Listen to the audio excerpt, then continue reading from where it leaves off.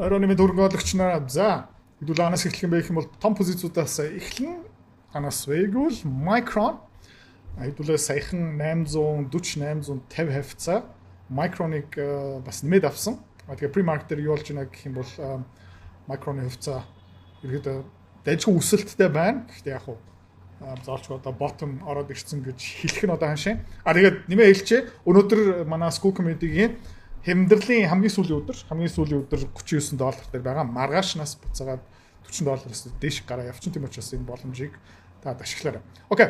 За тэгээд юу болсон бэ гэх юм бол 1200 гараа явсан Micron. Тэгээд Micron ерөөхдөө сайн мэдээ гаргасан. Тэгсэн ч гэсэн унсан. Муу мэдээ гаргасны дараа бүр унсан. Тэгээд дахиад сайн мэдээ гарсан чинь дахиад унж байгаа. За хизээ яагаад хөвцөнө? Сайн мэдээ гарсан ч муу мэдээ гарсан ч ундаг юм бэ. Окей. Яг юм бэ гэх юм бол хүн болгон автсан байгаа учраас унж байгаа. Шинээр энэ хөвцөө рүү одоо ори мори гэж бодож исэн хүмүүс үгүй тийм хүмүүс байхгүй. Яг гэх юм бол хүн болгон автсан байгаа. Тэгээд ер нь бол сайн мэдээ юу болдгийг бэ гэх юм бол зарах шалтгаан. Тэгээ муу мэдээ юу болчихсон бэ гэх юм бол бас мэдээж зарах шалтгаан. Окей. Тэгээд та бас ингээд өөрийнхөө багц дотор эсвэл та би даасан янз бүрийн хөвцөө ингээд худалдаж аваад тэгээд тэр хөвцөөний тухай сайн мэдээ гарсан ч муу мэдээ гарсан ч унаад байгаа юм бол тэр юу гэсэн юм бэ гэх юм бол дүүрцэх гэсэн үг байхгүй. Автобус руу шин ормоор байгаа хүмүүс байхгүй.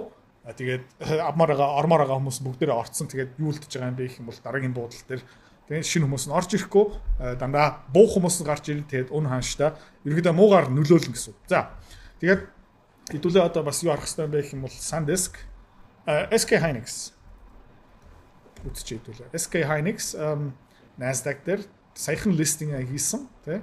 Nasdaq дээр тэгээд $194 хүртэл ингээд яваад тэгээд ерөнхийдөө $140 руу унаад тэгээд хэдүүлээ ямар байна гэх юм бол SK Hynix бас Солонгосын зах зээл дээр харчмаар байна.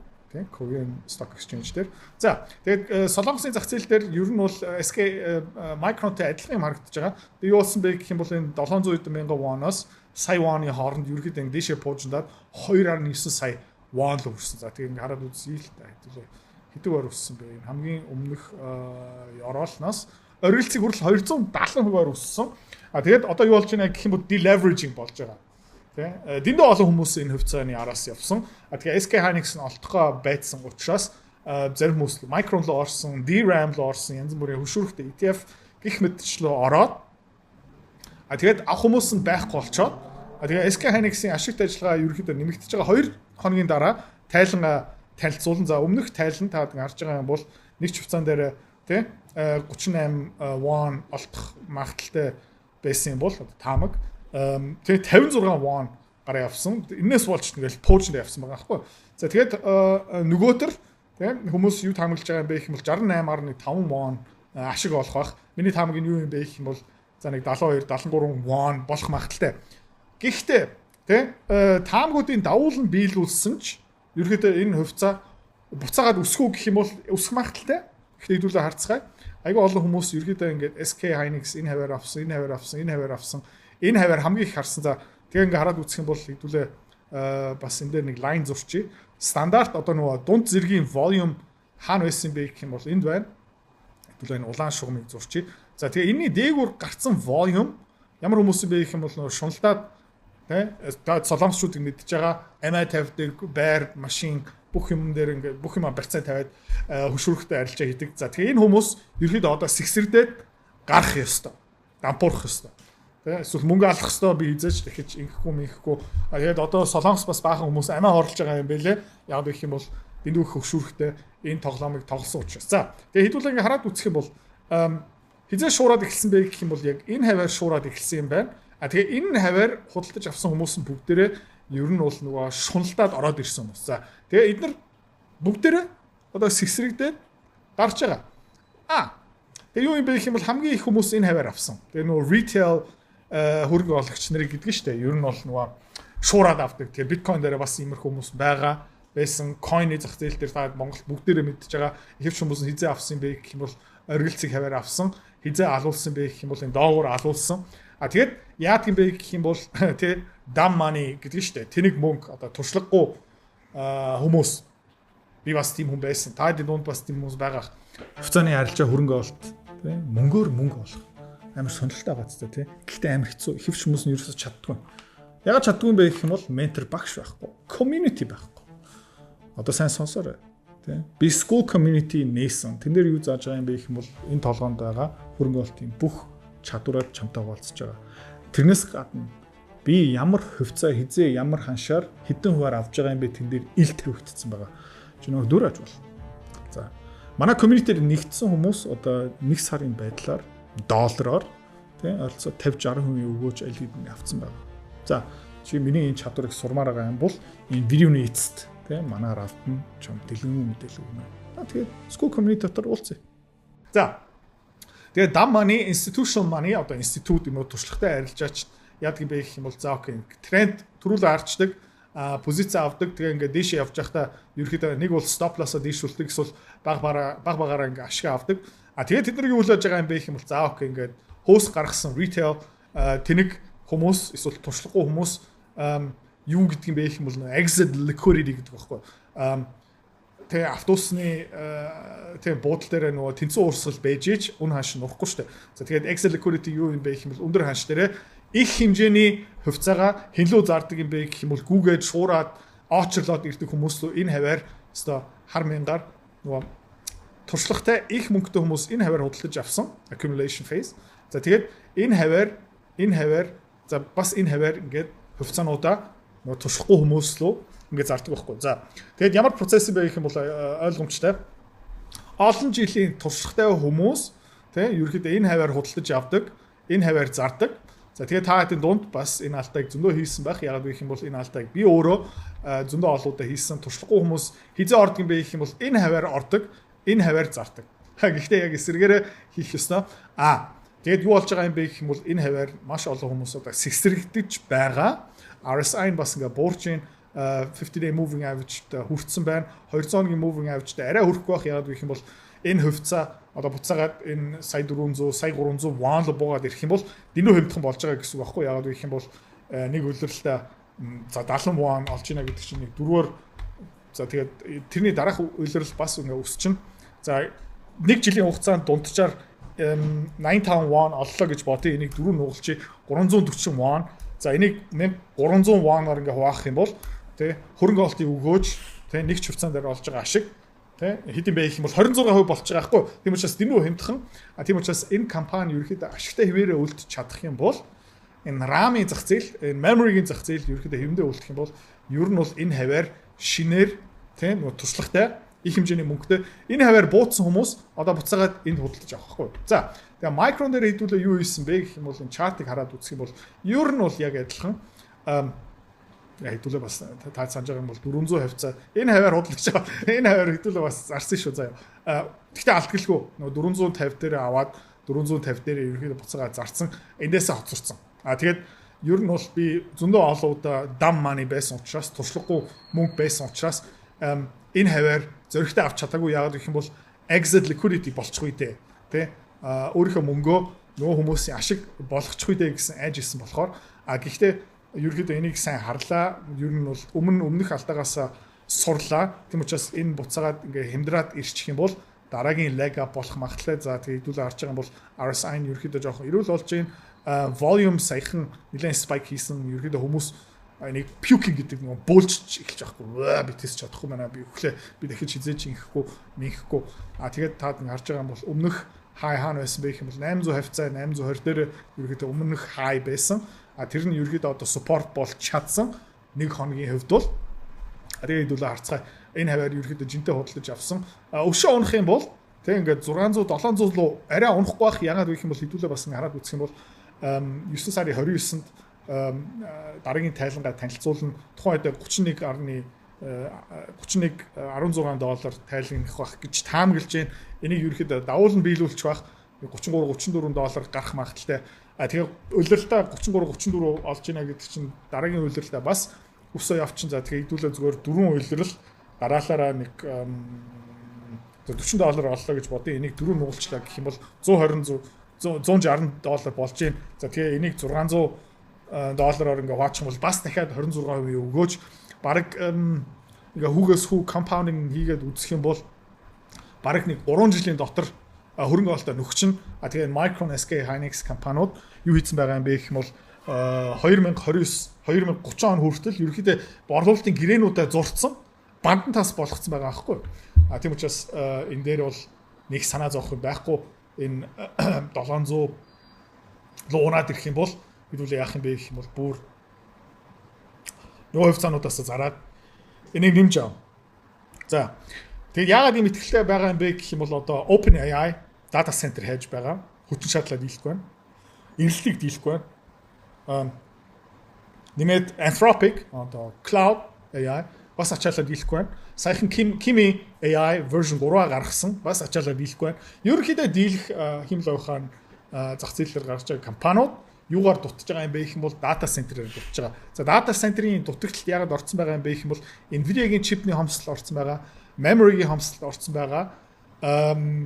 Тэгээ ер нь бол бүх юмны хомсдол орсон байгаа. Тийм учраас энэ semiconductor data center AI-тай холбоотой ханган нийлүүлэлтийн сүлжээг ерөөхдөө зүгээр ингээд тэнгэрлөө пуужж байгаа гэсэн үг байхгүй юу? Окей. Тэгээд таад энэ дууд химэл ухааныг ерөөхдөө тултлан ашигладаг хүмүүс байгаах. Тэгээд энэ химэл ухаан улам саржиж байгаа учраас ерөөхдөө энэ дээр их сүртэй айхан байхгүй. За.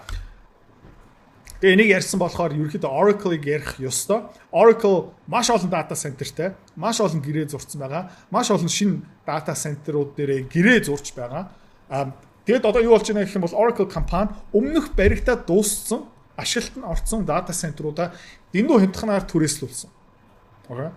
Хангалттай ашиг хийж чадаагүй. Дөнгөж саяхан жишээлбэл XAI, Elon Musk, Colossus data center маш өндөр үнээр супер ашигтай баг 70 мал 80% маржинтэй хин түрээсэлсэн бэ гэх юм бол Anthropic түрээсэлсэн. Тэгээ удахгүй Oracle бас яг адилхан энэ төрлийн түрээсийн орлого олох ерөөхдөө боломжтой. Meta ерөөхдөө бас яг адилхан. Meta бас саяхан нэг шинэ AI model танилцуулаад тэгээд хэдүүлээ энэ 660 хавцаа ерөөхдөө хувьцаануудаас гарч чадсан ашигтай. Тэгээд Microsoft, Meta, Oracle энэ бүх нөгөө hyperscaler-ууд ерөөхдөө эндээс ашиг болж байгаа. За ингээд Nvidia хараад үзэх юм бол тий саяхан 5.2 тэрбум тендер SpaceX AI одоо Elon Musk дахиад нэг том data center барина гэж байна. Тэр тендерийг хэн очсон бэ гэх юм бол Foxconn очсон. Тэгээд тэр data center юугаараа дүүрэх вэ гэвэл Nvidia-гийн GB300 Vera Rubin GPU cluster-аар ингээд дүүрэн гэж байна. Захиална гэж байна. Тийм учраас Nvidia-гийн хувьцаа pre-market-ээр буцаа $205 руу хурж байна. Тэгээ миний таамаг юу юм бэ гэх юм бол хэдүүлээ 7 хоногийн chart хараад үзэх юм бол энд ерөөхдөө нэг bull flag маягийн юм харагдаж байгаа. Тэгээ дараагийн leg up ерөөхдөө Nvidia дээр юу нь харагдаж байгаа шүү. AVGO Broadcom ерөөхдөө яг адилхан химлээ ухааны чип гэх мэт чинь зурж байгаа. Энд бас нэг bull flag гараад ирсэн байна. Тийм учраас би бол манай багцд би нэг сүртэй санаа зовхгүй. За тэгээ макроны төвшин жоохон ярьчих. 7 хоногийн chart-ыг хараад үзэх юм бол ер нь бол доллар бол bull flag үргэлжлүүлж байна. Хэдүүл харцгай 50 хүлээж арай болоог байх шиг байна. Би өөр нь бол тэгээ дахиад жоохон унаад тэгээд өсчүүл энэ 50 хоногийн moving average-аас хальт доогоор орчоод эсвэл энэ bull flag-гийнхаа тэ энэ яроолтоо хүрчээд тэгээд ерөнхийдөө долларын индекс эсвэл US 5 позиц одоо яг доллартай адилхан хөдөлж байгаа авах ерөнхийдөө сонирхолтой байгаа. Окей. Нефт буцаагаад өсөж байгаа, хөдөө аж ахуйн бүтээгдэхүүний үн буцаагаад өсөж байгаа. Алт ерөнхийдөө бас аюу тогтвортой явж байна. Энээс болж ерөнхийдөө манай BCI ер нь бол хөөрхөн recovery хийцэн одоо 50 хоногийн moving average дээр ирсэн байна. Тэгээ миний таамаг юу юм бэ гэх юм бол энийг үргэлжлүүлээд өсөх байхаа. За. Германы засгийн газрын бонд үргэлжлүүлээд унжин, Францын засгийн газрын бонд ерөнхийдөө уналтаа үргэлжлүүлж байгаа. Тийм учраас энэ дээр нэг сонин шинэ мэдээлэл бол байхгүй. Өнгөрсөн 7 хоног ер нь бол Америк Ираны дайнаас болж ер нь бол өслөө. Өнөөдөр бас дахиад их тайвны хилцэл бла бла бла иранчууд хилцэл хиймээр байна гэсэн янз бүрийн мэдээлэл гараад нефт маань $84-оос 81 хэд хүртэл унсан. Миний таамаг юу юм бэ гэх юм бол нефт одоо дахиад жоохон өсөх байхаа. За евро нөгөө долларын индекстэй баг адилхан хөдөлж байгаа нөгөө эсрэг хөдөлгөөн байгаа учраас энд бол нөгөө bear flag үргэлжлэж байна. Ямар байна гэх юм бол энэ 1.15 харах юм бол эрсдэл өгөөжийн харьцаа миний хувьд бол attractive ой болно гэсэн үг. Тухайн үед ерөөхдөө хөрөнгө олт хийж байна. За хамгийн сүүлд хэдүүлээ алт ярьцгаая. Ер нь бол айгүй дайжгүй энэ $4,000-ийн энд ерөөхдөө нэлээд хүчтэй support авч ийн. Volume ерөөхдөө тогтвортой. Гэхдээ одоо энэ Иран Америкийн дайнасаа болж энэ дахиад жоохон унах хаа гэж бодож байна. Хамгийн сүүлийн spike down. Тэгээд юу болж байна гэх юм бол хятадууд нэлээд их хэмжээний алт авч ийн. Хувийн хөвшлүүд ерөөхдөө алт худалдаж авч байгаа. Хөрөнгө олтын сангууд алт худалдаж авч байгаа. Нэлээд олон хүмүүс алт зарж байгаа. Хэрнээ таад гарч ийн volume ер нь бол нэлээд өндөр. За юу хэрнээ үнэ хаашин тогтвортой юу болж байна гэх юм бол өмнө бол нөгөө volume өндөр байсан ч тий volume өндөр байсан ч айгүй олон хүмүүс зарж исэн, арай зөв хүмүүс нь худалдаж авч исэн. Тийм учраас ерөөхдөө үнэ хаашин буурч байсан. Одоо ерөөхдөө тогтворчод ирж байгаа. Тэгээ миний таамаг юм бэ гэх юм бол одоо дахиад нэг томоохон төв банк жоохон дамп хийх магадлалтай. Тэгээд тухайн үед 3600, 3700, 3800 хавцаалуу унаад ирэх юм бол хэд хэдэн айгүй хөөрхөн дэжгүй алтны корпорациуд алт олборлолтыг уурхаанууд байна. Тэгээд манай UGL ерөөхдөө биднийг угаасаа хүлээж байгаа. За окей, өнөөдрийн хувьд бол ийм санаа зовох нэг сүртэй юм байхгүй. Micron одоо яраалтаа хүрсэн байх магадaltaй нэлээд хүчтэй унлаа. Хэдүүлэн хараад үзэх юм бол тэ оргилцгээс энэ хүртэл хэдэн хувиар унсан юм бэ гэх юм бол баг 35% унсан. За яг дахиад унах магадaltaй унаад ирэх юм бол хэдүүл яах юм бэ гэх юм бол нэмж авъя шүү. За маргааш уулзцгаая. За тэгээд Сэмнэрлийн сүүлийн өдөр боломжоо ашиглаарай. Маргааш ирээд уулзъя. Бай бай. Энэс юм IonQ баг мартцсан ба шүү дээ. IonQ ер нь бол энийг хэдүүлээс гоё яалаа. Одоо баг 100 хэдэн хувийн өсөлттэй тэрнээс ч илүү одоо явцсан байна. IonQ хэдүүлээ ингээд $50 дээр байхад short хийгээд одоо 36 дээр явж байгаа. RSI нь ерөөхдөө одоо negative болцсон. Тийм учраас удахгүй эндээс хэдүүлээ stop loss trigger хийх магадaltaй шүү. Тийм учраас энэ дээр боломжтой байгаарай. Би өнөөдөр бас таад нэг мэдээлэл өгөх бах. Stop loss-а дээшлүүлж магадгүй. Одоо ерөөхдөө IonQ, IonZ жоохон амсгаагаа авах бах. Яг гэх юм бол oversold нилээ одоо зармаар байсан хүмүүс нь бүгдээрээ зартсан байх гэж бодож байна. Тэгээд ер нь бол энэ 26 магадгүй $30 хүртэл дахиад нэг унах магадaltaй нэг ногоон өдөр ирч магадгүй. Гэхдээ хэдүүлээ харцгаая энэ 30-аас доош хүртэл зүгээр ингээд чулуу шиг явах байх нэг bounce ирэх байх. Харж байгаа бол өмнө бас ингээд унж исэн. Өмнө унаад тэгээд ерөөхдөө ингээд нэг bounce байсан. Тэгээд өршүүлээ унсан. Миний таамаг юу юм бэ гэх юм бол одоо нэг жоохон тэг өсөөд тэгээд дараагийн уналт ирэх байхаа. Тэгээд дараагийн уналт дээр хэдүүлээ IonZ-г дахиад short хийх шүү. За. IonZ-г ашиглаад IonQ-гийн хувьцааг дахиад short хийн шүү. За, одоо жигнэсээ маргааш уулзъя. Бай бай. Хэрвээ та манай Эдүрэ Цэцэрлэг бит хоёрын Earn Invest Be Free School Community-д нэгдэхийг хүсвэл яг одоо үзэж байгаа бичлэгийнхаа хамгийн ихний линк дээр дараарай. Линк дээр дарснаар манай School Community-гийн ерөнхий мэдээлэл гарч ирэх ба хамгийн түрүүнд та school дээр өөрийнхөө профайлыг үүсгэх юм. Профайлаа үүсгэхийн тулд та заавал нэг зураг, өөрийн овог, нэр болон мэйл хаягаа оруулах шаардлагатай. Профайлаа үүсгэсний дараа та join гэж дараад Visa карта холбоно. Visa карта холбосноор сарын $29 төлбөр нь шууд татагдаад та манай community-д нэвтрэх эрхтэй болно.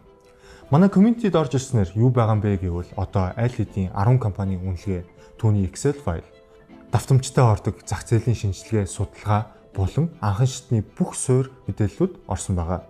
Мөн та надтай холбогдоод бүх зүйлээ асуух боломжтой. Хэрвээ танд сонирхолтой санагдчих байвал манай community-д нэгдээрэй.